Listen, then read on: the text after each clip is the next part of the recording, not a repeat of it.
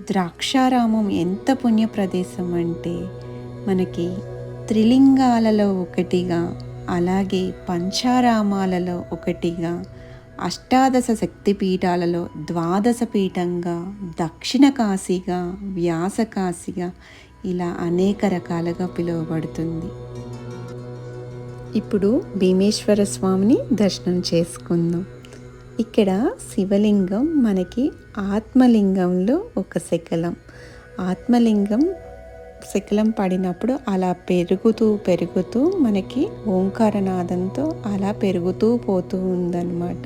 అలా 14 అడుగుల ఎత్తు వరకు ఇక్కడ శివలింగం పెరిగిపోయింది.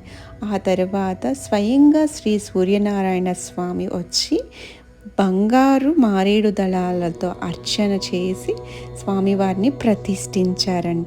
అప్పుడు ఆ ఎత్తు ఎదగడం ఆగిపోయింది.